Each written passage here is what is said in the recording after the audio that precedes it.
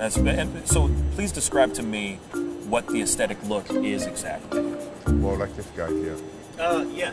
So we'll go ahead and bring Oh wow, you really have to come in here? like this guy here. Is this No, is this really happening? He met the other guy behind you, bro. Like I don't know what you're talking about. I'm right into that bad boy. You can stay right there, behind the camera, behind the camera. No, see now you got me jealous now. That's okay. That's not no, fair. but you're more in the category like Luther Arnold. Name? My man. Yeah. Arnold Ferrigno. Huh? Okay. Aesthetic.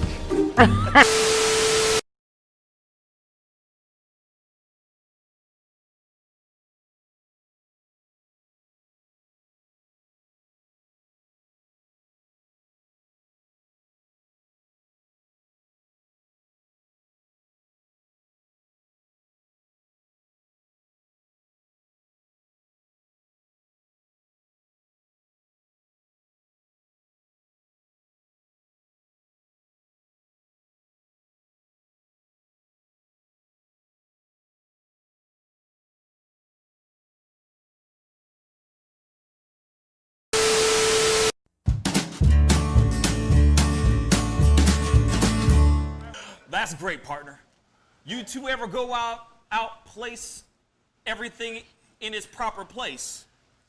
That does not make sense, but we usually do go, we head to Kroger's and we work. Oh, yeah.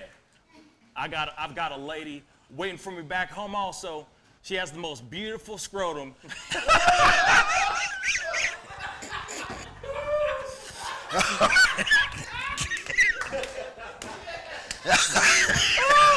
Oh, God! And when she sings, she sounds just like a puppy dog.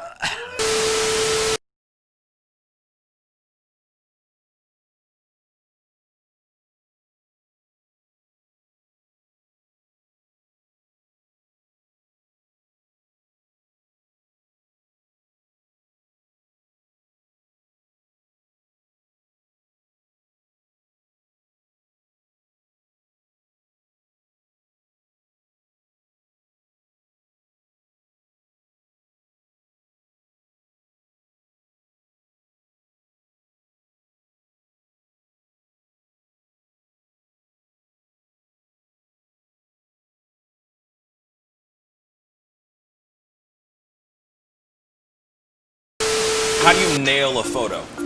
Just gotta get in the mode. You gotta talk with your eyes. Talk with your eyes. Talk with your eyes. You Okay, gotta so have the eyes can you show me a little bit of something, like to this camera? I would love to know how to do this. I just want to know. Well, How I do you do it? mean, Teach the me smile, something. You can get the sexy eyes. Then you gotta get the smile going on some shoes, but Wait, hold up. You got. I gotta when try it's this time, with when, you. it, when it's Hold time on. to laugh, I gotta try you this gotta with think you. of something funny and start laughing. Do it again. Do it again. How do you do it? Teach me. Sexy eyes. The sexy eye. Just a sexy eyes right here. Smizing? Smile. So you're smizing. Smile. Okay. And then you gotta get the. No, I look like I need to take a poop or something.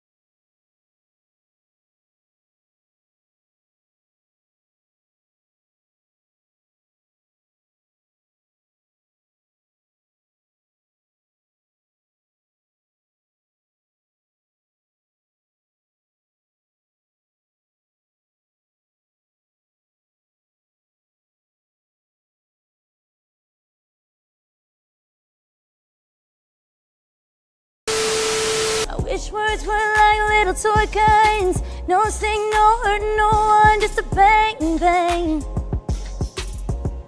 Right? Is that it? Yeah, it's something like that. Just a bang, Toy bang, guns. rolling off your tongue. Toy guns. It's no smoke, no Bang, bang. bullets. Water guns. All right.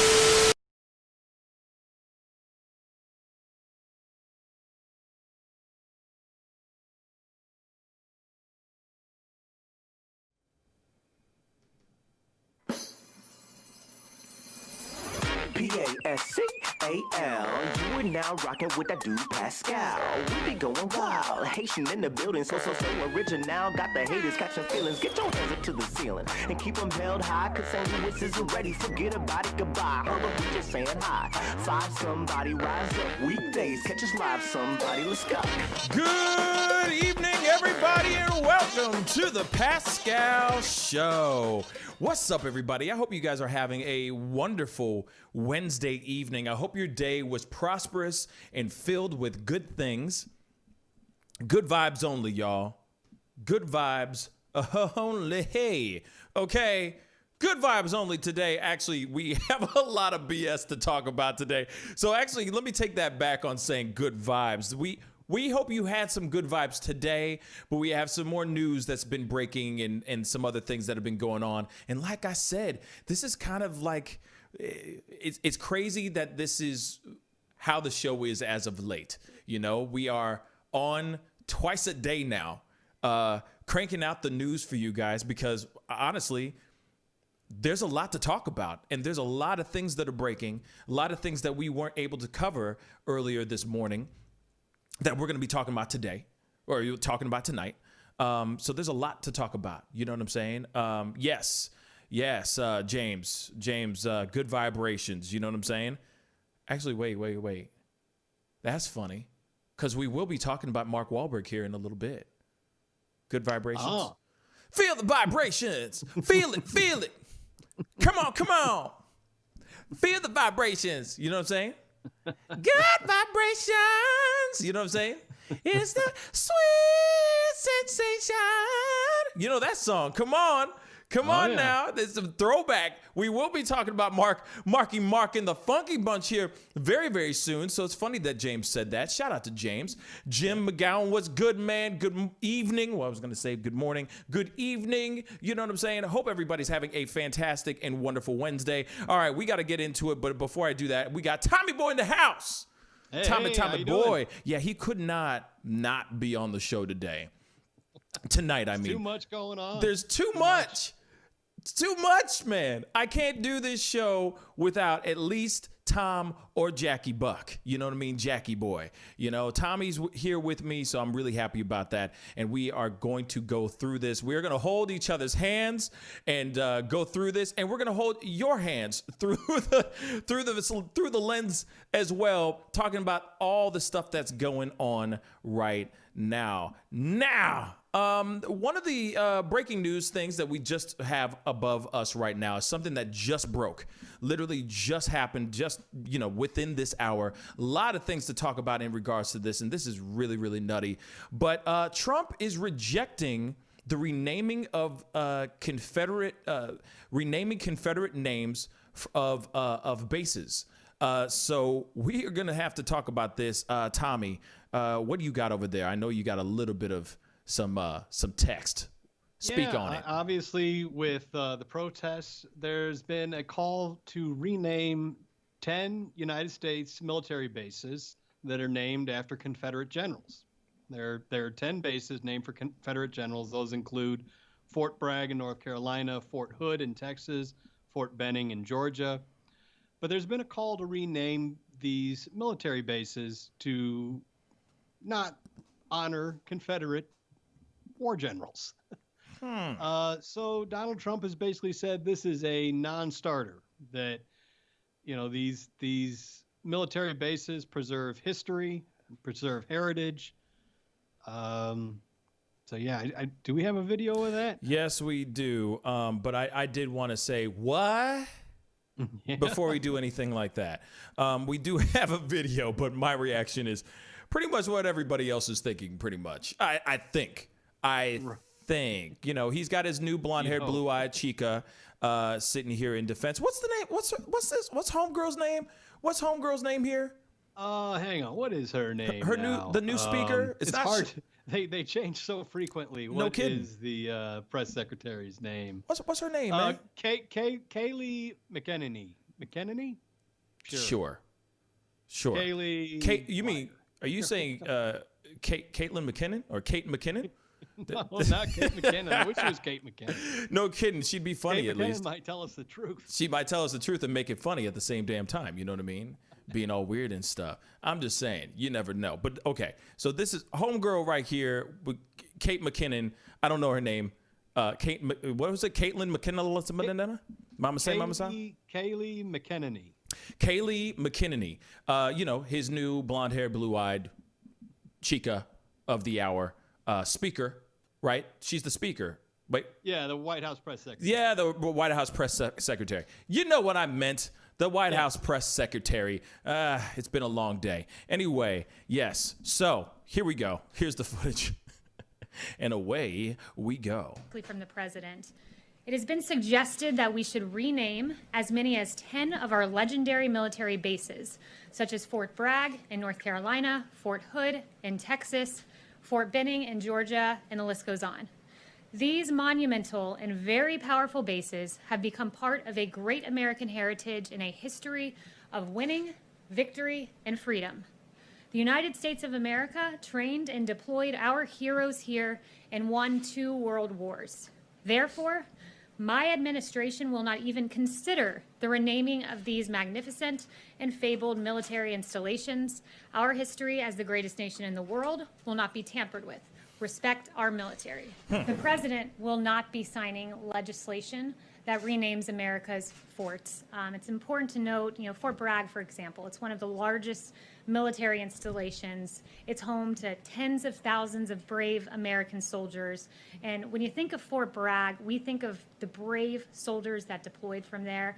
We think of all 5 World War II airborne divisions, the 82nd, the 101st, the 11th, the 13th, and the 17th, all trained at Fort Bragg. The 555th Parachute Infantry Battalion, this was the first Black parachute battalion trained at this fort.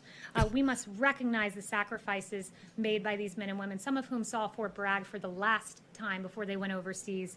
We've got to think of the Fort Bragg soldiers that have led humanitarian operations like in Hurricane Katrina and the earthquake in Haiti. We've got to honor what has happened there, not rename it. So that is an absolute non-starter for the president. Okay, you know, of course, we can obviously go even further into it, but, you know, we were kind of previewing this video, and, you know, Tom said something that was really, really true. I was actually thinking the same damn thing, but just to add on to before me quoting what Tom said, isn't Trump all about winners? So why wouldn't he want to rename the Confederate names of those bases off of winning people? The Confederacy did lose last time I checked. Thank God. Unless I'm on the run right now and I don't know this. I don't know. Thank God they lost. Thank God they lost. Although I tell you, you look at some of the debates we're still having today, you wonder how bad they really did lose. But. Yeah, exactly. Well, yeah, no kidding. Touche, my brother. Touche. But at the same time, wouldn't he want to rename them? To name them other generals and other names that were a part of winning battles and winning wars and all that? Why keep Confederate names out there? You know what he's doing. You know exactly what he's doing, man. This is not good. That is not a good thing for you to do. If everybody's making a move for this to happen and you are sitting here trying to keep unifying the country, wouldn't you go, okay, let's start talking about it? At least that. Let's start talking about it. He flat out says no. And everyone thinks that everyone's sitting out here thinking that he is trying to divide this country. Well, damn, bruh, you are just confirming it even more by saying that you aren't willing to at least even entertain the idea of renaming those Confederate named bases. Tom, what do you think? I mean, it's absolutely ridiculous. And you'll notice a little bit of what she did there. I mean, she noted that, yeah, the 5 airborne divisions out of World War II flew out of, I think she was talking about Fort Bragg. But then she was talking about, what was it, the first African-American fleet of something came from there. And then she was saying the response team to Hurricane Katrina came from there. And so she's trying to say that, like, oh, this base is named after Confederate general, you know, has responded to things that have helped out African Americans, whether it be through hurricane, their response in Hurricane Katrina or their help in Haiti. She makes sure to say, like, hey, there've been good things for race relations, or that have been done for. It's very insidious what she's done there. I mean, it's just they could have literally just been wearing a kente cloth at the same damn time and go, oh yeah, we were at Selma and we just saw all these things, the things that we learned about the black people. Yeah. It's just like, yo, I don't care if the first black battalion of blah, blah, blah, or, left from there and all that stuff. Still, no matter what, that name, Fort Bragg or wherever, are names of something that represents something that is dead, that is gone. Yeah. We're trying to erase something. We're trying to erase that idea. I get it that they're part of history. Let them names be in the history books so that everybody knows about what the idiocracy that was going on back then. Yeah. But if we're in a time where we're trying to move forward, why would we want to go and name these bases off of Confederate names?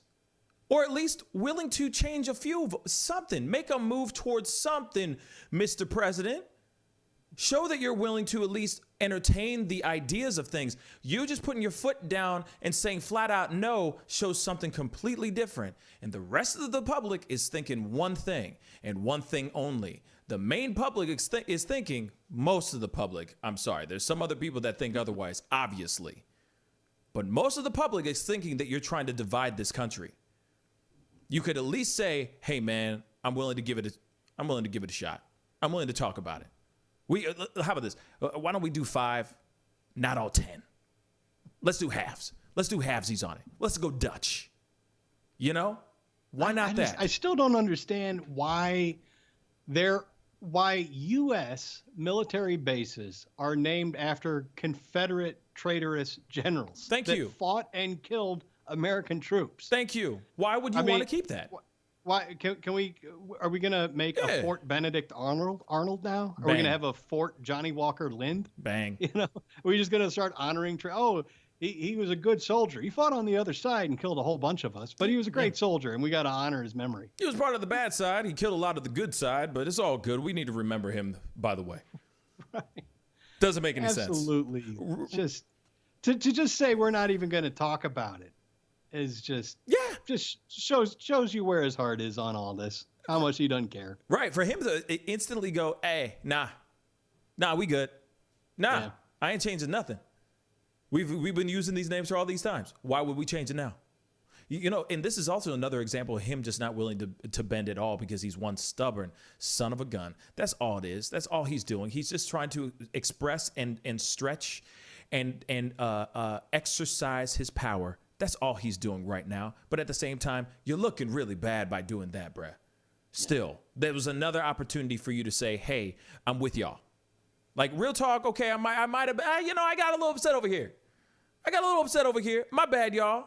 I got a little upset when I addressed everything and I said, hey, I'm going to sick the dogs on you, our own people. We're going to get our own soldiers. I'm going to sick our soldiers on our own people, on our own soil. Okay, fine. I got a little upset. You know what I'm saying? Hey, guys, I got a little upset. How about we go Dutch? He's not even willing to do that.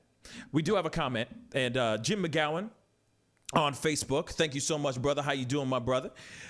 He said, man, I'm thinking I had this all wrong. You guys serve at those bases? 21st century example of book burning and erasing of history. It's not why we preserve history and study it. It's not why. Okay, I guess he's saying, is it not why we preserve history and study it so we can learn and remember and don't repeat it? I think that's what he was trying to say. I got an answer for this. Yes, go ahead. Come on with it, Tommy. Yeah, well, let's make sure we preserve the history of World War II. We can have a Fort Hitler. Will that work for you? Bang. That'll really keep that history alive and let people kind of study. Hey, what was Hitler all about? What was that again? No, these bases are named in honor of these people. It's not to preserve history. Don't give me that BS. It's an honorary title for the base. There you go. Get out of here with that horse crap. Come on. Well, there you have it. There's an answer. I wouldn't have said it exactly how Tom said it, but Tom had to say it the way he said it. I concur with what he said. It is just bringing up and honoring people who brought nothing but bad things, nothing but they were evildoers back then. Why would I'm waiting for Osama bin Laden port base. Right, or fort. Exactly. I'm waiting for a Saddam Hussein, Fort Saddam Hussein. You know what I'm saying? I'm waiting for Timothy McVeigh base. You know what I'm saying? It's part of our history. It's all part of our history. Why not use all those names too? Killed millions and millions of people. Why not? Or killed hundreds of people, killed thousands of people, killed millions of people, terrorists, tyrants, the whole nine. Come on, let's throw them all in the book. Let's just take a hat, shake it up, pull out a name and go, this terrorist looks good. Boop. You know what I mean? That doesn't make sense. You know what I'm saying? There's got to be that. That's why I'm like, why? And imagine if there was a Fort Hitler. That would be insane. Yeah. That would be insane. So that's something that we definitely, just something to talk about. It's not erasing history, my brother. If we were erasing history, then they would not be mentioned in history books. They would not be mentioned in the places that they were, in the places that they have been mentioned in all that. Also, they've had a fort and a base named after their damn asses for so long. So it's not forgotten. For real, it's not. But why would we want to honor those who are, why would we want to honor the bad, the evildoers? But I see, like, Jim's question is a very good question. It's a strong question, But at the same time, Tom said it very well. I don't know if we're going to get to talking about this or not, but I'll mention it anyway. I mean, there's stuff coming out today about, is it Tennessee and the bust of Nathan Bedford Forrest, who was the first Grand Wizard of the KKK.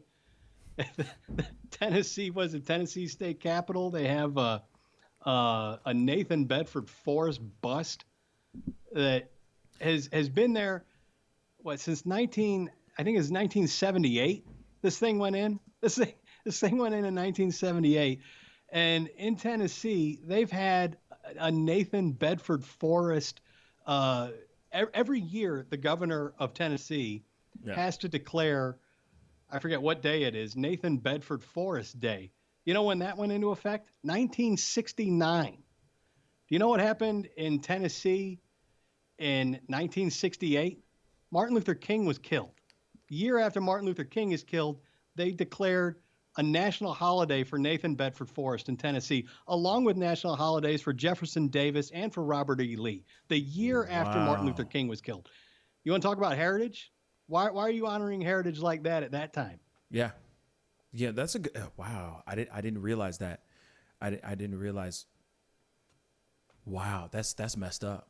Yeah, that's really messed up. These sorts of honors for Confederate generals and the Confederacy, they tend to go into effect around the times of civil rights movements as a kind of just a thumb in the eye. Just like, oh, you want your, I think the Fair Housing Act was passed in 1968 as well. It's like, oh, you want your rights? Oh, here you go. Here's a thumb in the eye for you. Yeah. We're going to honor the Confederacy. We're going to put busts up. I mean, come on. You think most of the people that have ever served at Fort Bragg have any friggin' idea who it's named after? I bet you if you went in there with a documentary crew right now and said, hey, who's this thing named after and what did he do? Would they be able to say, oh, that's named after Braxton Bragg, who, I don't know, I'm just looking at his Wikipedia page here because I don't know anything about him. Because you Googled You Googled him, but a lot of those guys, I mean, you know what? I guarantee you those guys probably do, like those guys on that particular base probably do know who the name is and what that person stood for and all that stuff. I feel like it's kind of like almost like a prerequisite, you know what I'm saying? Like a handbook that you get that you must have memorized like the back of your hand. But, you know, they're not sitting there going, oh, this is unjust and unfair. They're just going, okay, this is the person's name. Okay, moving on. But at the same time, when you start to think of it, no matter what, those names are not names of people who have triumphed over evil. They were the evil that we triumphed over. That doesn't make any sense. If they had won, I would not be on this show right now. Think about that. Yep. In fact, I'd probably be a slave somewhere in Haiti. If that war didn't happen, or if that war did happen, and the Confederacy won, I wouldn't be on this show right now. I wouldn't be talking to you. I wouldn't have the freedoms that I have right now. I'd be working in one of y'all houses or outside in one of y'all plantations. Hell to the no. You can go and take those names and put them back exactly where they came from, but not on the bases. Sorry. As much as anybody else, I'm sorry for throwing the race card. That's an easy card to throw out and go, fat race card. But sorry, it's true. I wouldn't be here. All the people that are sitting here, all these black conservatives, because I know some black conservatives, I guarantee you these black conservatives are on their YouTubes right now and all on their platforms and all that, sitting there going, I don't see the whole big deal. Trust me, it'd be a big deal if the Confederacy won. So try me that. Riddle me this, Batman. You'd be feeling some type of way about that stuff. Real talk. So, moving on to the next topic. Sorry, I'm just gonna say I hate to throw that race card out there. Like, there it is, like a Trump card. But at the same time, hey, when the situation warrants it. Why yeah. not? Well, if this was two white dudes on a show, I can be a different conversation. But the first thing I thought in my head is those names represent the possibility of me or my family or my kin not being able to have the freedoms that we have in this country right now. Aside from all the BS that we're dealing with right now with the racial injustices and all that stuff, it would be much worse. In fact, the Black Lives Matter movement would not even exist. We would not have civil rights. We wouldn't have a Martin Luther King Jr. We wouldn't have anything. We would have a whole bunch of Emmett Till problems, all swept under the rug like they're nothing. So the fact that this man is not willing to even entertain the idea shakes me to my core. That should not be happening. I'm sure he's got at least one black friend. I hope he does. I think he does. Isn't Ben Carson still on his arsenal in his team? Seriously. Where would he be? He would not be with him, working with him anymore. Mm-hmm. Is the Confederacy one?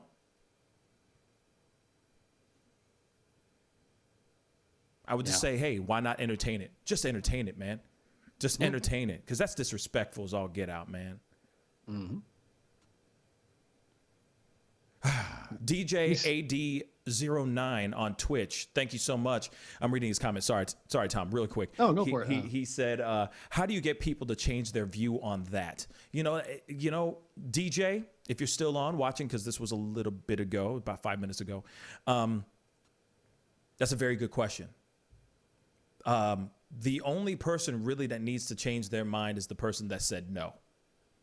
And the thing is that this hadn't even been 24 hours yet. We were just talking about it this morning on the show. The idea of Confederate names being replaced. Just the idea of it. And he said, hell to the no. He was that quick to say, hell no. That's not good. That's a huge problem. Like I said, I understand that he's not the only one. I'm sure he's having to answer to a lot of people as well. And there's a lot of people that have control over what he says on most things too. But at the same time, for him to not even say, hey, I'm willing to give it a shot. I'm willing to talk about it and work something out, says something different. We can all day argue about this. Changing our minds, like someone like, myself, any other person that might be against this idea, like Jim, who put in his 2 cents, like he had a very good question. It was a very good point. But at the same time,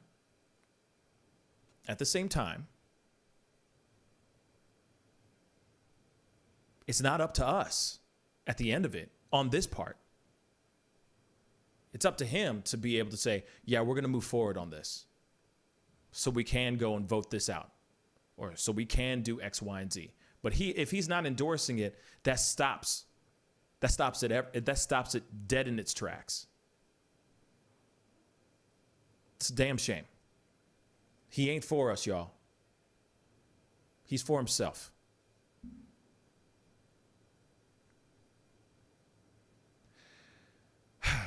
Jim, hey man, thank you so much again. Let me read this. This is from Jim on Facebook.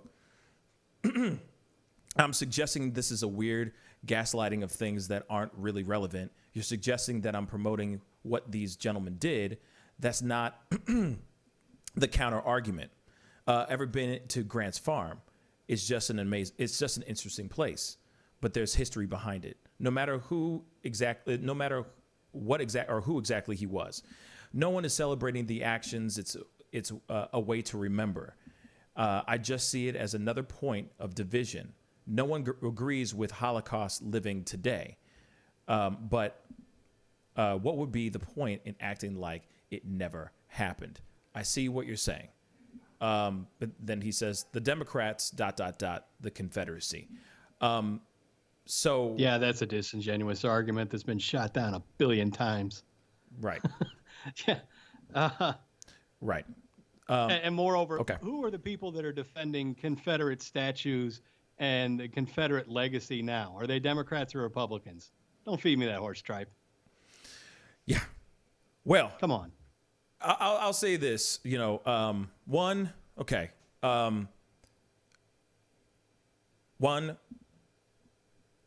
I mean, I can't agree with your point, Jim. I understand your point, but I don't agree with it. We're not acting like it never happened. Like I said, put it in the history books. Put it all over Instagram and Twitter and Googles and all that stuff. History is still history. Their names will still live on, no matter what. Let's see. Hitler's name is still living on. There's no name, as far as I know, there's nothing named after him out there, as far as I'm concerned.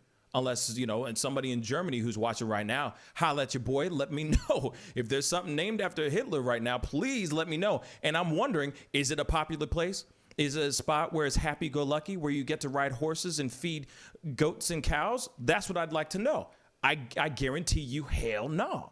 So when it comes to those things, like, we're not erasing history. We're not suggesting erasing something like that. We're just trying to get rid of something that symbolizes something so bad, something so evil, something so negative. That's the difference. I think you're embracing. You're talking about embracing. Sorry, brother. But 1 second. You're trying to talk about embracing moments of slavery. You're talking about embracing the even worse racial injustices that were going on back then. Black men and women and children that were running for their lives, trying to find salvation, only to get hung, battered, raped, the whole nine. You're talking about something that represents, you're talking about names that represent murder and mayhem and terrible things, just like the Holocaust, my brother. And that was something that was okay for hundreds of years. Men and women that were snatched from their homes, brought over the ocean, put into homes, ripped away from their families, torn apart from their kids. This is what these names stand for. Their names are never, ever going to not exist. They're in the history books and they're all over the place. So for those names to represent something so negative and so bad, wouldn't you even at least entertain the idea?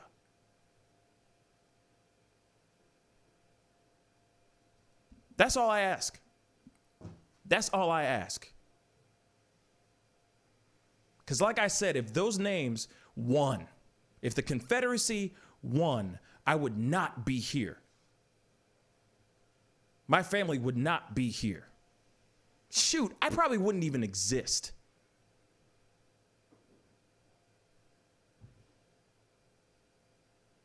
Those are things that you got to think about aside from, oh, we're erasing history. It's not. History ain't erased. Not never. Sometimes we think we're done with the past, but the past sure ain't done with us, like right now. Real talk, like right freaking now. And I'm telling you, Trump should at least entertain the idea. At least. Now you got me emotional. No, because it upsets me so much to think that if it was something, you think we're already in a situation right now that's really bad. Imagine a world if the Confederacy won. Just close your eyes for 2 seconds and think about it. Some of your best friends, some of your closest friends would not be here on this planet with you. There'd be more and more murder and mayhem. There'd be more dead black brothers and sisters out there in the streets, and it would be okay. There'd be a new advanced version of lynching out there. Cops would all be white. And if any black person died at the hands of them, they would have to go and answer to the massa because they would still be property in the eyes of the law. That black man or black woman or black child. Imagine that.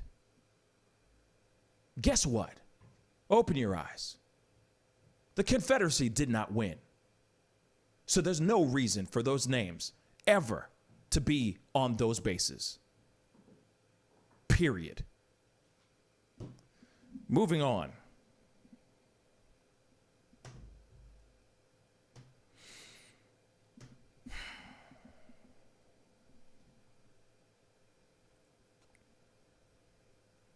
You know, it's funny. You try so hard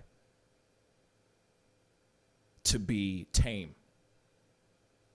Like I try so hard to be tame and diplomatic about a lot of stuff.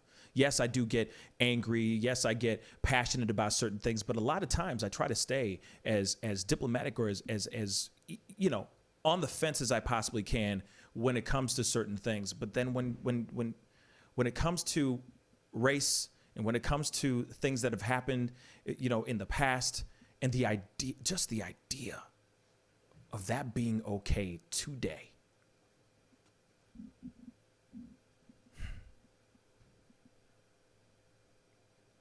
Really, it gets me really emotional.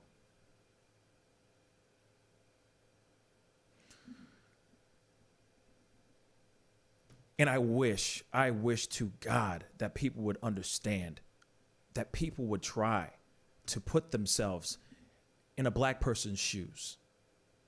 And I hate to say it like that. I'm not trying to, push Tom out of the equation or push Tom out of the conversation, because, you know, he and I are seeing eye to eye on this situation. But that's the one thing that really aggravates me, is that people don't bother to put themselves out of their own.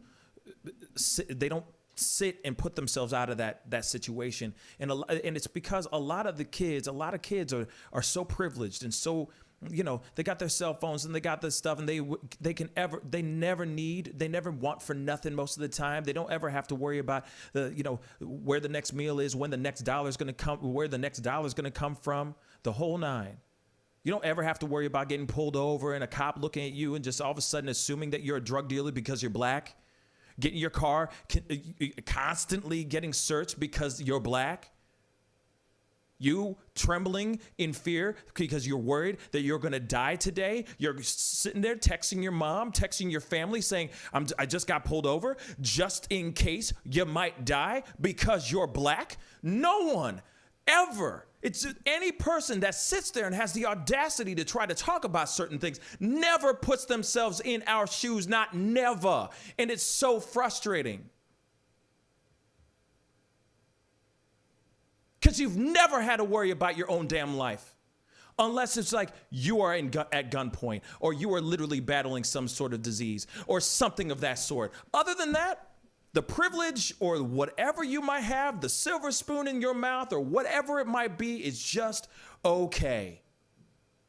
Because everything's sunshine and daffodils and everything's cotton candy. You never have to see the harsh realities of the world.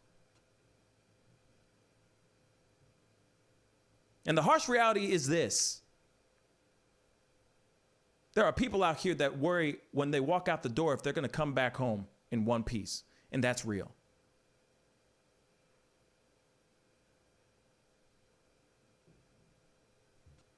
People are out here fighting because they're tired of having that worry. They're tired of their son going out, driving in their car. They're tired of worrying about just them going down to go get some milk from the supermarket. And what's so frustrating is no one ever bothers to put themselves in that mother's shoes or that man who was killed shoes. They all have opinions. Oh, Black lives matter. Black lives matter. Oh, no. All lives matter. You're not putting yourselves in our shoes. You clearly are blind. You're being ignorant. That is ignorance. God bless you all, but that's ignorant.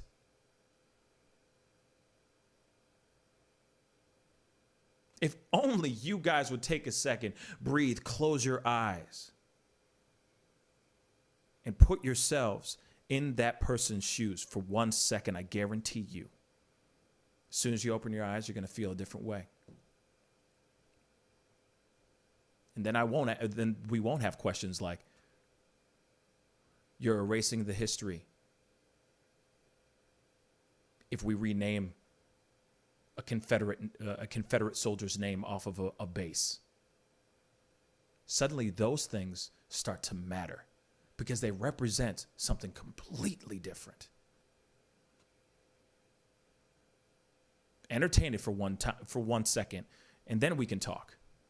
But until then, don't come to me asking me, anybody, I'm talking about anybody. This is not towards Jim. This is towards any person that's coming to me asking me some kind of question like this. Period. Close your eyes. Imagine yourself being a black man. Imagine getting your knee on a neck. Imagine one of your best friends or people that you know getting killed. Imagine a bloodline of people, a whole culture and race of people dying because they're just black. Hundreds of years of that. Imagine yourself being a part of that lineage and that history, and then open your eyes and then send me a text message, and then we'll talk. All right. Sorry. No. Yeah. I'm just sick and tired of it. I'm just tired of it. Oh, it needs to be said. Man. And of course, everybody, I love everyone. I know I sounded like I'm angry, but yeah, I'm angry. Yeah, I'm not out here, vandalizing and burning buildings down, But I'm tired of it too. See, and then, okay. Good evening, Mr. Super. Good evening. Good evening, Carolyn. Sorry. But like I said,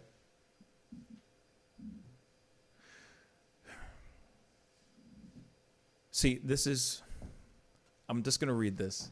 This is going to be a tiny bit longer of a show than I expected. And we're going to read this. No. Sold by people that looked like them. To Europeans, Americans have a short time had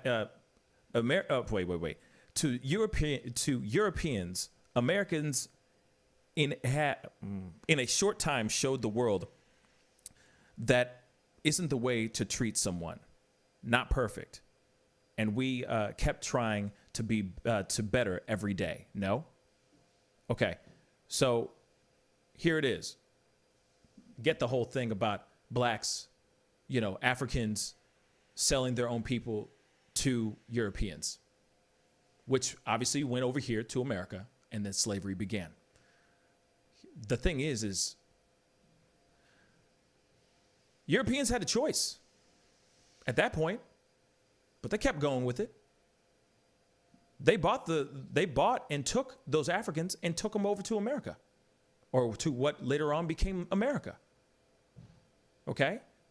Now, we keep trying to better every day. No? Let me ask you this, and this is from Jim again on Facebook. Let me just say this. We keep trying to better every day. If we were trying to better every day, you and I would not be having this conversation right now, Jim. We would not. You wouldn't be asking me those things. You wouldn't be telling me sold by people that look like them. I already know that. But those Africans that sold those Africans that ended up going out to America and all that, yeah, sure. That happened, sure. I don't see any stories about them running around in America hanging their own people. I don't see that going on at all. I don't see any type of violence like that in the era of slavery. I don't see any black hooded Klansmen running around burning other black people. I don't see those stories. I don't see any Confederate black army generals out here trying to conserve the Confederacy, trying to conserve slavery in the South. I don't see that. We are trying to better. We keep trying to better every day. We're trying to better right now. The whole movement that's going on right now. You're asking me these questions. Where are you trying to better right now? That's what I'd like to know. Where are you trying to better it? You're not bettering anything. You're asking me these questions. When you know for a fact that the names, let's just go back to that. If you're trying to better every day, then the Confederate name should be taken off the damn bases. And that's all it is. Period. I'm reading exactly what you text me.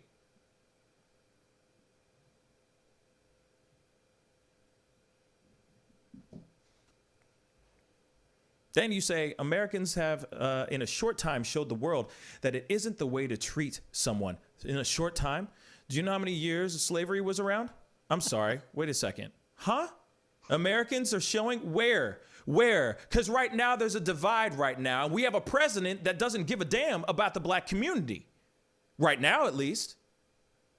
Where are you saying that Americans are showing? Like right now, this present day, in this juncture, where is it showing? Yes, there are civil rights. We have civil rights and all that stuff. We are integrated. Me and Tom are on the same show, black and white, ebony and ivory. I get all that. But at the same damn time, where are we showing right now that we're trying to do something better, when I'm having an argument with you right now,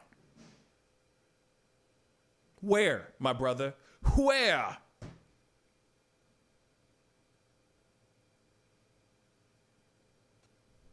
There have been improvements, but it's been a long, long ass walk. And we still walking. And the fact that you're asking me these questions and sitting there going, all hail to the nah, this, and this, here's the proof. We must not erase the history and all that stuff proves that we got a lot more walking left to do, my brother. A lot.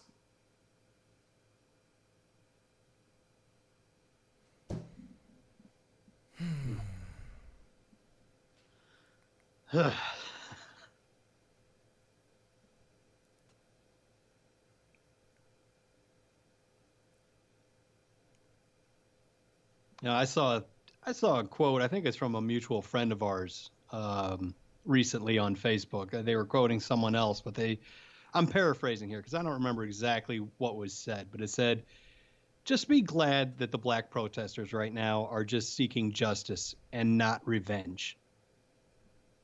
Because revenge, eye for an eye revenge for what has happened to black people in this country, not something."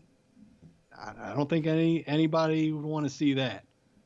I mean, eye for an eye revenge would mean, I mean, if the institution of slavery were started today, the way it was started in 1619 in the United States, it wouldn't be over until the year 2278, as generations upon generations of people enslaved, separated from their families, not allowed to accrue wealth while white people profited off of their labor.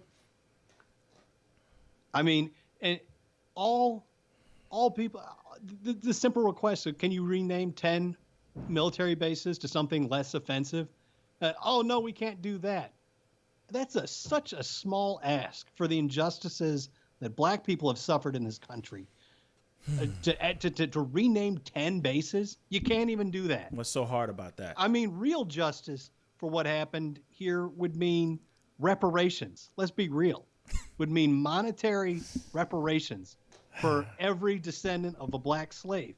And whether that comes, by not having to pay any income tax or whatever that is, that's what real justice would look like. This is people being nice and saying, hey, look, we're not going to put that kind of burden on you. Just rename 10 bases. I mean, I'd like to see reparations. I think that would probably go a long way.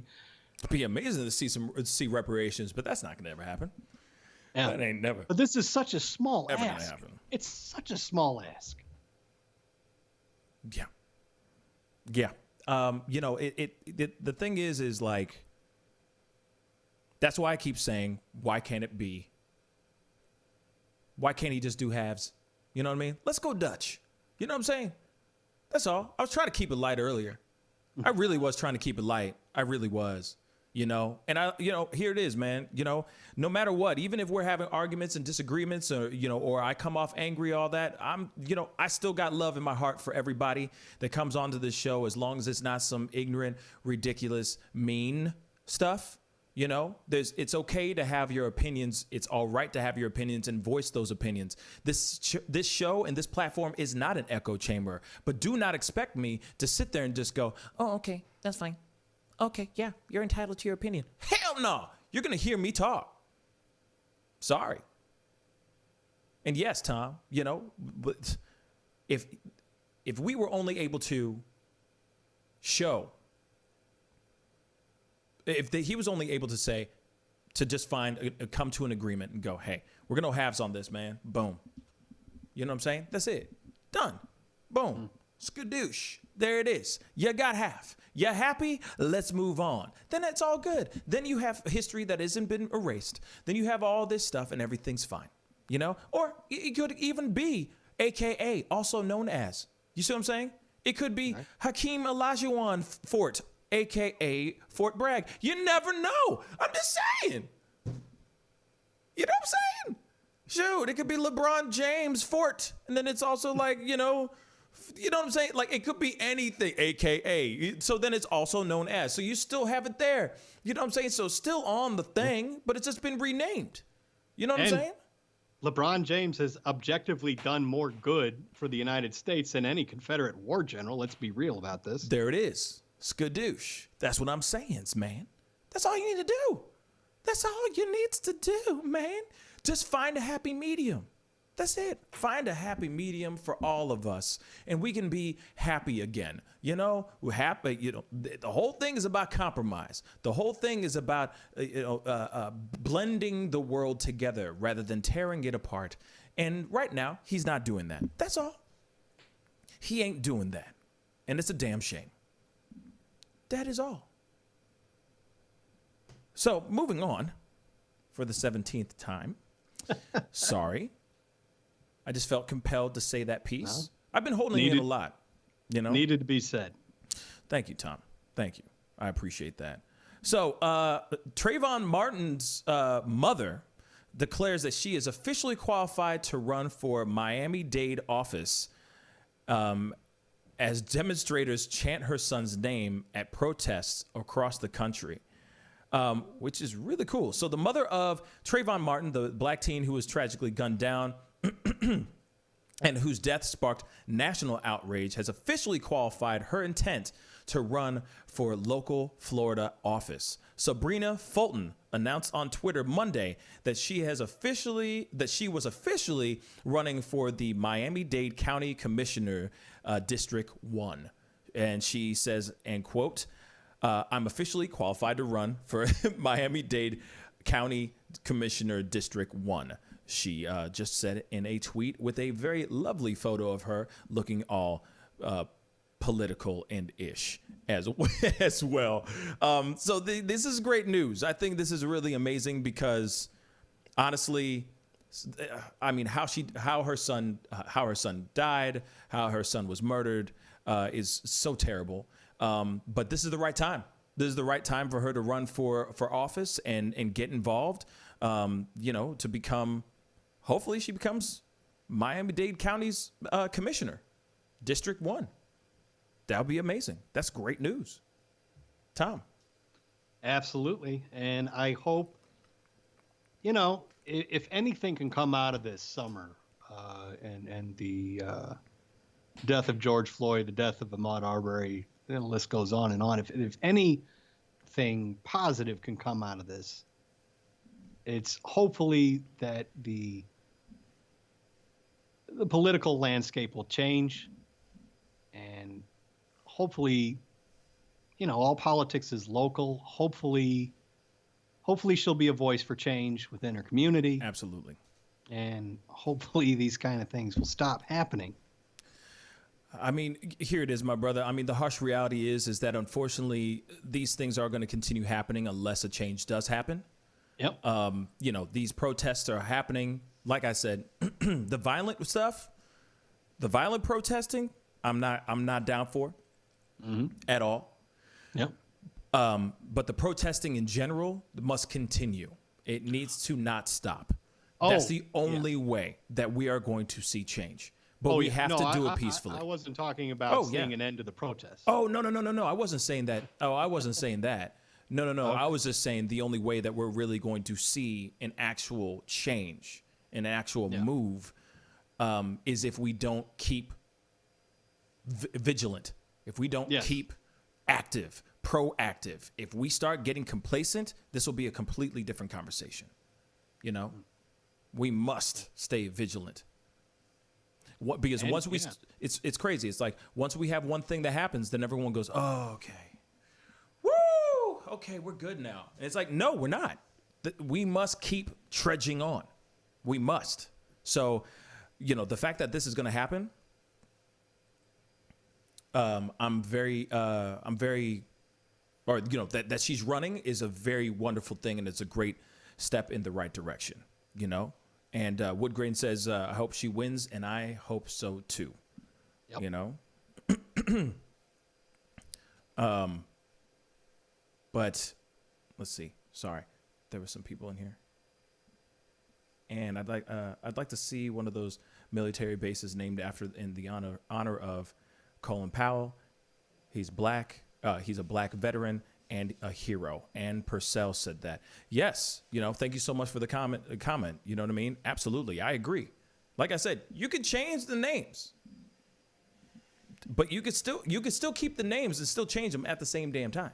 You feel me? That's all.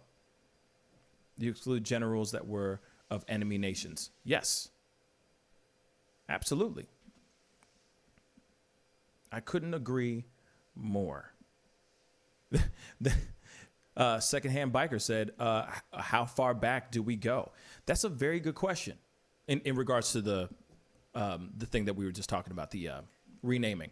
I don't know how far back we go. We just go far, I guess, But like I said, if it's 10 bases that have the Confederate names, shoot, man, like I said, just do a happy medium, man. That's what I think. I mean, yes, I would love all of them to be renamed, but I know that's not reality. I know that's not realistic. So what ways can we do that so that everybody has their cake and eats it too? Go halvesies.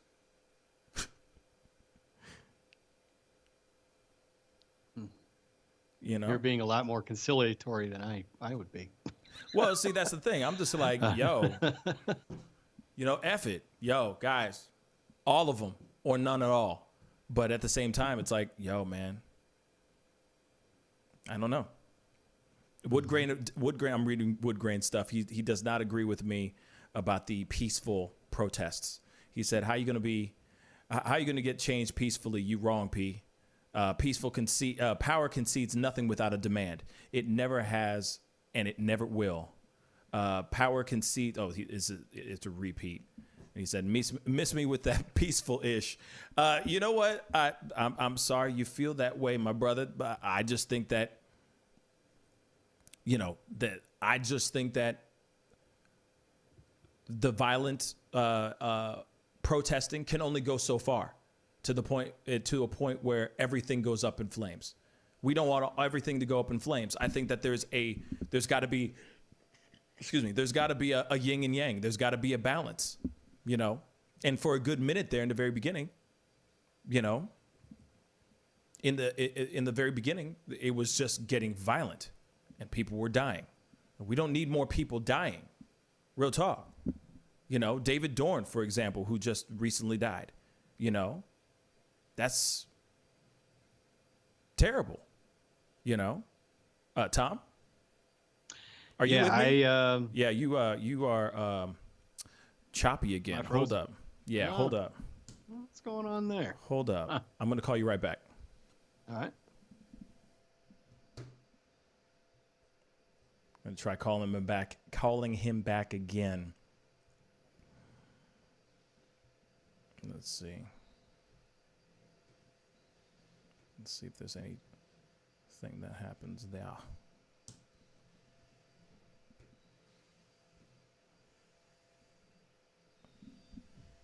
Can you hear me, Tom? Yeah, I can hear you. You look fine. Yeah, you're. I don't see your face though. Oh, all right.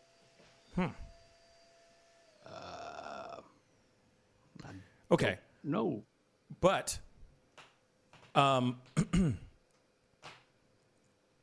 there you are. I don't know why your internet's like my internet's solid, but hold on. I'm going to hang up on you again. I'm going to try something real quick and I'll call you right back. Give me 2 seconds, brother. All right. Let me try this. What? How is that not here? Anyway, so here it is, guys. Of course, like I appreciate everybody who's tuning in and putting in the conversation. You're absolutely right, Woodgrain. You have to have a plan with it, bruh. That's very, very true. You know what I'm saying? Everything has to be even keel. It can't just be, craziness, fire and brimstone without an actual plan. There's got to be some sort of plan. There's absolutely got to be a plan. That goes without saying. And that's extremely, extremely important. I'm going to try him again. Hopefully it's better this time. But anyway, so Wood Grain, you got a point. You can't just go and just be done with it. You know what I mean? You can't just go, oh, we're just going to, put up some signs and be peaceful about it. There's got to be a plan behind it as well. At a certain point, you got to wonder, when do we actually start putting a plan in action? That's much better. It's better. Oh, okay. It's good. better now. Sorry, man. Good. I just, you were just, for some odd reason, just got super choppy. So we're going to try this again. Tom's back. So what are your thoughts on that really quick? Tom, what are your thoughts on protesting, violence versus peaceful? Yes, real quick. Yeah, real quick. Generally speaking, I think peaceful protesting is the way to go. However, sometimes the powers that be need to be shocked and afraid of what the masses will do if they keep the boot on their neck. So generally speaking, I like peaceful protests. But every now and then you got to remind the powers that be that, hey, you're going to put the boot on her neck. It's not going to be fun for you. Yeah. Yeah. So, yeah, I generally like to see peaceful protesting, and what happened to Mr. Dorn here in St. Louis is absolutely unacceptable and tragic. Yeah. Absolutely. Absolutely. So, you know what? We got to go into this next conversation really quick before we end the show today, because today is going to be a shorter show. But, that big conversation. And here it is. Everybody who commented about it and all that, I appreciate everybody who commented. Actually, I know Jim. I'm going to be honest. I know Jim. Jim is somebody I know. So, showing all love to you and all that stuff. Still, everyone can still have opinions and thoughts about things all day long. But, wow, what is going on? And this is where we're at, where we can sit here, talk about these things, argue, agree to disagree, the whole nine, Man, I'm going to have to. I'm trying, man. What the heck is going on? This thing is tripping. This thing's tripping hard. Hold on, man. This thing is tripping so damn hard. You know what I'm going to have to do? I'm going to have to... Shoot, I'm just going to have to reboot this bad boy. Unbelievable. Let's do it. Anyway... So Tom, if you're watching on the feed, I'm going to call you back here in like 2 minutes. But anyway,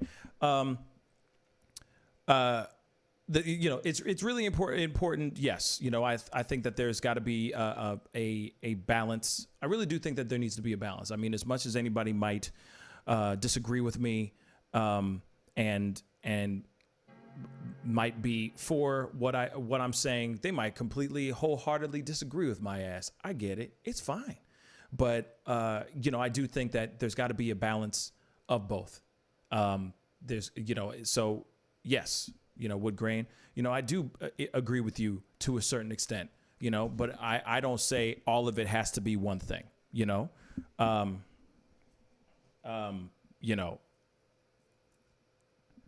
and Jim, I know that, Jim, I have nothing but love for you too, my brother. Real talk.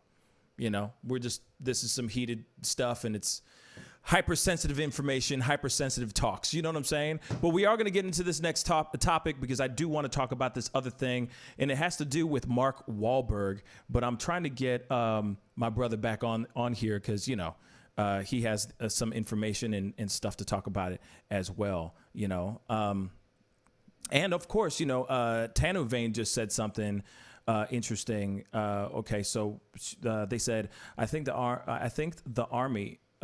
armed but peaceful protests against the lockdowns would help bring change in this regard. The police aren't going to brutalize and silence 100 black people with rifles. Ooh, snap. I don't know if we should be bringing guns to a gun party. You feel me? I don't know if that's a good idea. I feel like if we were to go to that extent, if it was to spawn something like that, if we were to go and show up with our rifles and get militarized, I don't know if that's going to be I don't know. I don't know if that's going to turn into something very violent or if that's going to be something that helps us in the long run. So Tanner Vane, you have a point. I see what you're saying, but I don't know if that's a good idea. You know, I feel like that could get very gnarly, like real freaking gnarly, real fast. But that's just my personal opinion. I'm going to try to get Tom again here. First, I got to switch things over because this thing likes to be trippy, like hardcore trippy. And then we'll get this conversation going. Okay. But, so yeah, I don't know. If we were to militarize, if we were to form together and get together and start that, I don't know. Woo! That would be very dangerous, man. I think that could be very, very dangerous. And I don't, like I said, I don't know if that's something that we would want. Real talk. I think that would be something very dangerous. Very, very dangerous. Come on. Sheesh. There we go. Let me try him again. Hopefully this will work.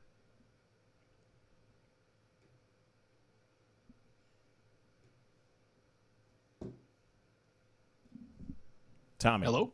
There we go. Holy cow, man.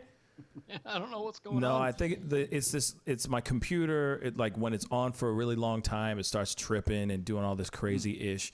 You know, it's just like one of those things where I just need to turn it off for a little while and give it some time to breathe. But I've been working it like a horse, man.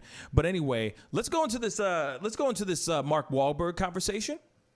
Yes. So here's the thing, you know, if you guys don't know Marky Mark and the Funky Bunch, if you don't know Mark Wahlberg, you might remember him from like Dirk Diggler of what's that movie? I'm forgetting it. Dirk Diggler. Boogie Nights. Boogie Nights. Thank you. Boogie Nights. You might remember him as let's see, he's The Fighter. The movie The Fighter with Christian Bale. He's in that movie with Will Ferrell. What is his name? I'm like totally blanking on all these movies. Were there dads or something, or stepdads, or? Oh wow! I was talking about the cop movie. Oh yeah. Do you remember it? Yeah. I forget the name of that movie, but I know the one you're talking about. Yep. Yeah. But it's a funny movie. It's actually a really funny movie. He's like, I'm a peacock. You know what I mean? With the gun and everything. So anyway, Daddy's Home. Yes, Daddy's Home. Thank you, Carolyn. There we go. Daddy's Home. You know what I'm saying? All these big names, all these big movies. I mean, he's made millions and millions of dollars. Like he's had a very, very successful movie career. Now, just recently, he kind of. Long story short, he, just like everybody else, like all the other people that we've been talking about recently in regards to Twitter, he recently went to Twitter and posted a photo about George Floyd and basically said, hey, this is another life, you know, basically saying Black Lives Matter in support, in solidarity to the whole movement. But you can never trust the internet. Why? Because the internet's always wins, okay? So some people were pulling up his past records in regards to the things that he's done when he was younger. A lot of what he's done has been very racially charged. And Tom's got some of his rap sheet. Let's get into it. Oh, boy, yeah. It's, there's one of these charges I'd heard about a long time. Some of these before today I didn't know about, but... We'll start. In June 1986, a then 15-year-old Mark Wahlberg and three friends chased three black children while yelling, "Kill the N-word, kill the N-word," and throwing rocks at them. Whoa. The next day, Wahlberg and others followed a group of mostly black fourth graders, including one of the victims from the previous day, taking a field trip on a beach, yelled racial epithets at him. threw rocks at them and summoned other white males who joined in the harassment. In August 1986, civil action was filed against Wahlberg for violating the civil rights of his victims. Hamburger. And the case was settled the next month. So that's case number one. Now, what? wait. That was only one? Yeah, Damn. Okay. Wait. Now, and real quick, how old was he with this one? This is 15-year-old Mark Wahlberg. Hamburger. Okay. 15-year-old Mark Wahlberg throwing rocks at fourth grade black children. Wow. So yeah. That's Imagine, bad. you know, freshman or sophomore in high school chasing around black kids throwing stones at them. That's not good. That's no bueno. That's no bueno. Okay. Okay. So you said that's only one. So what's the rest? Yeah, what's the that's next number one. The big one here that I've heard about before was in 1988. Then 17-year-old Mark Wahlberg, while high on PCP, assaulted a middle-aged Vietnamese man on the street, calling him Vietnam blanking blank, effing S, Vietnam effing S, and knocking him unconscious with a large wooden stick. Wahlberg attacked a second Vietnamese man later the same day, punching him in the eye. When Wahlberg was arrested and returned to the scene of the first assault, he told police officers, "I'll tell you now, that's the MFer whose head I split open." Investigators also noted that Wahlberg made numerous unsolicited racial statements about, I'm not going to read that word, but it's a racist word for Vietnamese people, and believed he had left the second victim, named Johnny Trinh, permanently blind in one eye, although Trinh stated that he had lost his eye in the Vietnam War while serving in the South Vietnamese Army alongside American troops. Wow. So that's incident number two. That's incident number two. And there's only two incidences, right? No. There's more. There's more? Oh, yeah, shoot. Come on with it, man. There's one more. Okay, what? 3 counts? 3? Okay, come on. Yeah. All right. Speak on it. That's crazy. In August 1992, so at this point he would have been around 21 or so, I guess. Mark Wahlberg fractured the jaw of his neighbor, Robert Crean, in an attack. Court documents state in 1992, Wahlberg, without provocation or cause, viciously and repeatedly kicked Crean in the face, while another man, Derek McCall, held the victim on the ground. Wahlberg's attorney claimed that Wahlberg and McCall, who is black, were provoked after McCall was called a racial slur by Crean. So, okay, in this case, he was standing up for a friend of his who was actually black. Right. And then he was beating the crap out of that guy. Yeah. And it was a white guy, I'm assuming. The white guy it was a white guy that he beat the crap out of. Okay. I would assume the Crean fella is white. I would guess. Wow. Although I don't know that information for sure. Mark Wahlberg. Damn. He's a savage. Okay, so first off, wow. Wait, 1992, how old was he then? He probably would have been around 21. If he was 15 in 86, so yeah, he would have been around 21. Okay. Because, Good Vibrations was like maybe 16, 17 years old when it came out. He was like 16, 17, I think, when that song came out. Just about, I think. Sweet Sensation. You know what I'm saying? This would have been after that came out. Oh yeah, no, the third count. The third would have been after. Third count would have happened after that song already came out. Because he had his funky bunch. You know what I'm saying? No, real talk.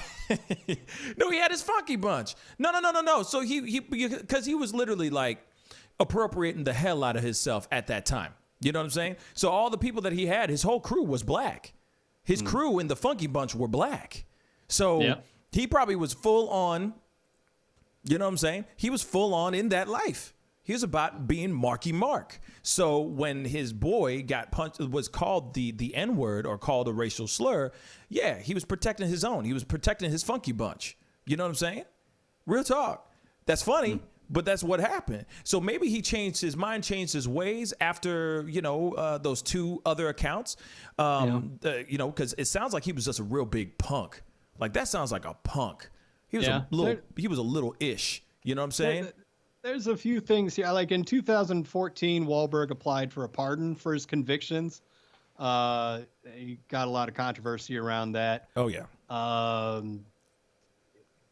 One of the black children that was attacked by Wahlberg, opposed the pardon, saying a racist will always be a racist. Judith Beals, who had been the prosecutor in some of the cases, argued that Wahlberg had never acknowledged the racial nature of his crimes and that a pardon would undermine Wahlberg's charity work, saying a formal public pardon would highlight all too clearly that if you are white and a movie star, a different standard applies. Is that really what Wahlberg wants? And then in 2016, Wahlberg said he regretted his attempt to attain a pardon, and his petition was closed after he failed to answer a request from a pardon board. And in regards to the, in fairness, you hate to say in fairness to Mark Wahlberg, because these are horrendous things he's done. Terrible. In 2006, he said the right thing to do for him would be to meet with Trin and make amends. Right. Though he said at the time he hadn't done that. In 2016, while requesting a pardon for his conviction, Wahlberg said that he had met with Trin and apologized for those horrific acts. Trin released a public statement forgiving Wahlberg. Wow. Well, and then, and that's the dude that got he was blind in one eye, right? Trin? Yeah, I think Wahlberg had always been under the impression that he had blinded him in the attack, although Trin says that he had lost the eye while fighting with American troops in the Vietnam War. Okay. That's interesting. That's really interesting. Okay. So the thing is first off, it sounds like it sounds like Marky Mark before the Funky Bunch was just a punk ass kid. A little punk, little piece of trash, living in Boston, doing what he was doing, you know what I mean? Probably a Southie kid. I think he was a Southie kid, running around just being a punk kid. But then he must have gone to juvie or something like that. He must have paid his debt to some of the assault charges that he had. So you never know. He might have gone in there, found that, that he got along with black people. I don't know. And suddenly wanted to appropriate himself with Marky Mark and the Funky Bunch. Because you got to remember, he was 15. Then he did the thing that his brother was doing, New Kids on the Block. You got to remember, he's got a brother named Donnie Wahlberg, too. So Donnie Wahlberg was with New Kids on the Block, starting to blow the F up during this time. So obviously, Marky Mark, angry. Mark Wahlberg's angry about all this stuff. So, and probably just angry about his upbringing, whatever it was. I'm not justifying him. Here it is. I'm not justifying nobody. What he did was extremely wrong. But I'm just saying, I'm just trying to put everything together in regards to what's going on. So then obviously probably the record producer or whoever, Talent Scout, was looking at him going, hey, you look good and you got a six pack. You could do I could see you in some Bugle Boy jeans. I could see you in some Calvin Klein underwear. Let's get you in this thing. Let's appropriate and let's get you, because, Vanilla Ice is starting to blow up. Let's have you appropriate this particular culture. So you need some Funky Bunch. But then during that time, maybe he learned different. Maybe he found out, hey, black people aren't bad. Other races aren't so bad. Because he's got Funky Bunch. He's appropriating this whole world. You know what I'm saying? Because you got to remember, I even remember in the movie that he was in, one of his first movies he did called Fear. I don't know if you all remember that movie called Fear, but bruh, you know what I'm saying? He had that swagger though. He had that swagger like he was still with the Funky Bunch in that movie. He was still talking in Nicole Forever. You know what I'm saying? He still was like, if y'all don't remember this movie Fear, y'all need to go check it out. It's ridiculous. It's 1990s like a mug, but you got Renee Reese Witherspoon up in this piece when she's really young and all that. You know what I mean? But anyway, you could tell that he's like, he's embraced the culture. Let's just say that, So maybe through that he learned that, hey, not. All races, other races aren't bad. All these, the racial slurs and all the things that I said were bad. He grew up. He started to change. He obviously turned into a movie star. Clearly. You know what I'm saying? He is securing the bag countless times on every movie he's ever done. You know what I'm saying? So in a way, it's like maybe. Well, the question is, do we give him a pass? Does he get a pass? That's the question I leave to you guys. That's the question. Does he get a pass? Should he get a pass? Or should this past come up and bite him in the ass? And should he be canceled? That is the question I leave up to you guys. Tom, what do you think? I mean, it sounds like he had a lot of fame really young. Keep in mind his older brother is Donnie Wahlberg. Word. And he was originally in the New Kids on the Block. I didn't know that. I didn't know that either. That's new. Yeah. Mark Wahlberg at the age of 13 was one of the original group's members. When he left, that's when Donnie Wood, Jordan Knight, Jonathan Knight, and Joey McIntyre jumped on. But I guess originally Mark Wahlberg was part of the New Kids on the Block. That's interesting. So he got a lot of fame real young. I'm reading here. I'm just reading his Wikipedia page, but it says by the age of 13, which is the age he was when he was in New Kids on the Block, he had already developed an addiction to cocaine and other substances. So it sounds a lot like he was, like we talk about child actors. They have a lot of. I'm just done. I'm sorry. He was what, 13, and he was already addicted to cocaine? Cocaine and other substances. I'm done. Yeah, he didn't receive his high school diploma until June of 2013. So, I mean, it sounds like he just met with a lot of fame real fast, real young. And that's not in any way excusing anything he's done, because that's some horrific stuff he's done. But, I mean, it sounds like he got real famous real fast, got a lot of drugs, probably a little more money than he should have had, and a hell of a lot of ego. Yeah. And wow, you know. Yeah. So what do you think? Do you think we should give him? Do you think the general public should give him a pass or no, man? I mean, I don't think it was a good look for him to try and seek pardons for that stuff back in 2014 or whenever it was. I think, but he's copped to that. He said that probably wasn't a good idea. I think it shows some growth that he met with the Vietnamese guy. But I don't know. I mean, it sounds like he hasn't really atoned or met with any of the people that he attacked. Those black students that he chased with rocks. It doesn't sound like he really made peace with them. I don't know. I mean, obviously, a 15-year-old is far different from how old is he now? He's like 49-year-old. Yeah, I think he's 49, 50 or something like that now. Yeah, it's 49 is saying here. Yeah. Yeah. But whether you hold somebody accountable forever for what they've done at 15 and 17, I don't know. But it sounds like maybe he hasn't made all the amends he needs to make, although it sounds like he did with the Vietnamese guy. It doesn't sound like he did that with the black children that he chased. No, obviously. Yeah. Unfortunately, I'll say this, man. You know what? Give him a pass. I say give him a pass. He was young. He was stupid. He did a lot of stupid stuff. But at the same time, he's tried to make amends for it. Or at least tried to do better with it. Yeah, he was young, stupid. We all make mistakes when we're young. If he never tried to atone for those things that he did in the past, I think that would be a big problem. But, honestly, he's, I commend him for, sacking up, stepping up to the plate and saying, hey, you know what? My bad. These were things I did when I was young. I was stupid and young and ignorant as hell, but I know better now. He's had a whole lifetime of stuff. But at the same time, shoot, he's been securing the bags. So if he was to get canceled, he'd be all right. I mean, let's just be completely straight funky. If he was real funky bunch, he would be, yeah, he'd be okay. He'd be more than okay. Real talk. You know what I'm saying? He'd be more than okay. So I say, yeah, give him a pass. Give him a pass.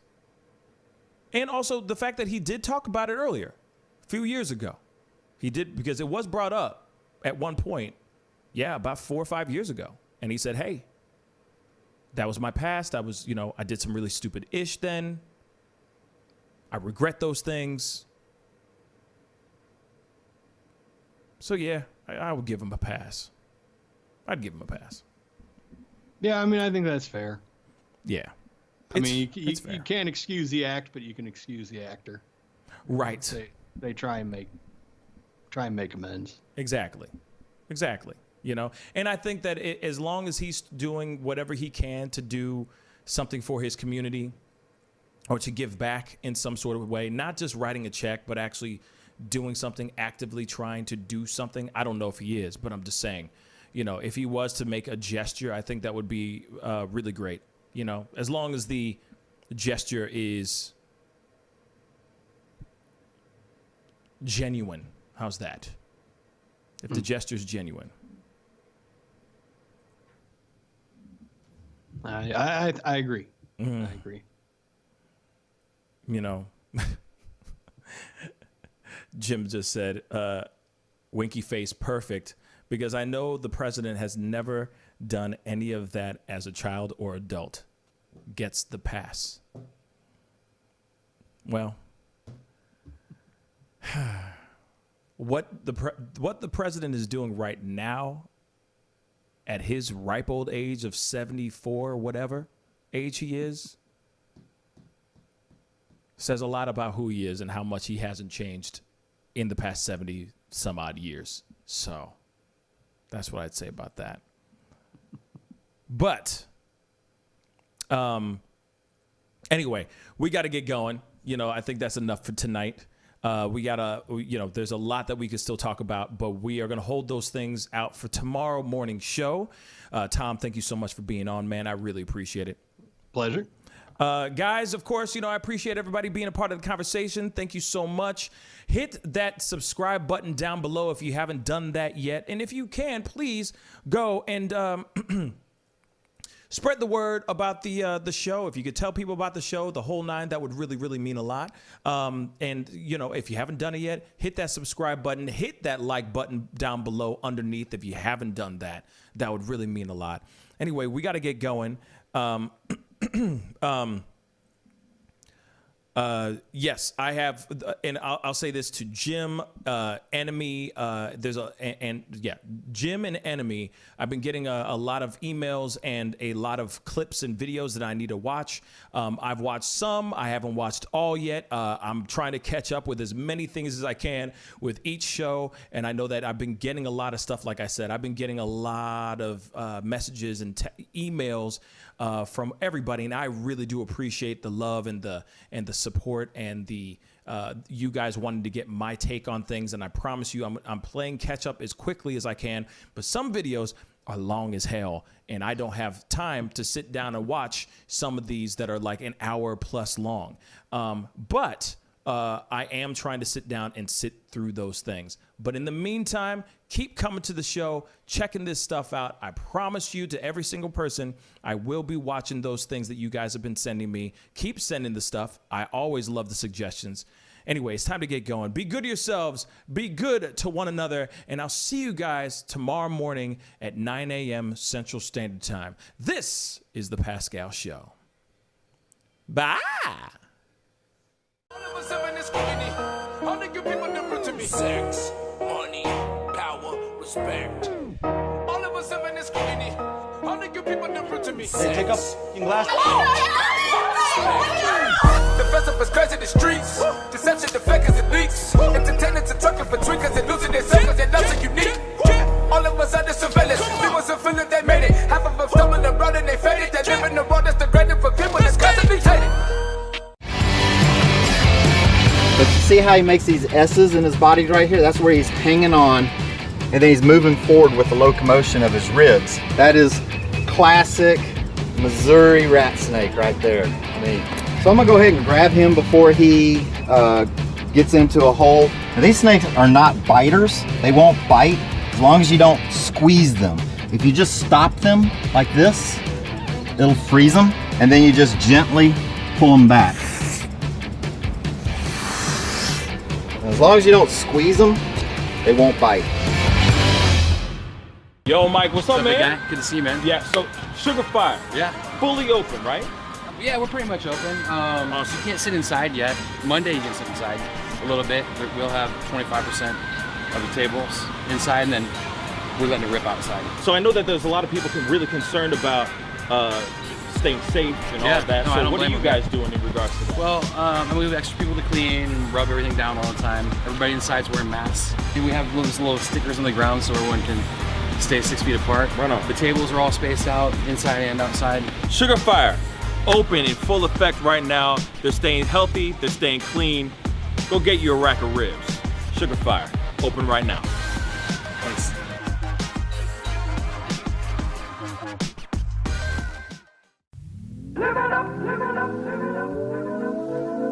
The Fur and Leather Center, providing the highest of fur and leather goods. You're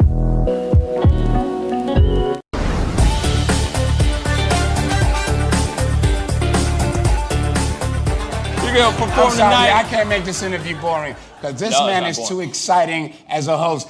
And I'm truly saying this, and if y'all can't do this, me and this man here is gonna leave and go somewhere else where we can get some love. I want everyone in the building to say, I love Pascal on the count of 3. 1, 2, 3. Wow.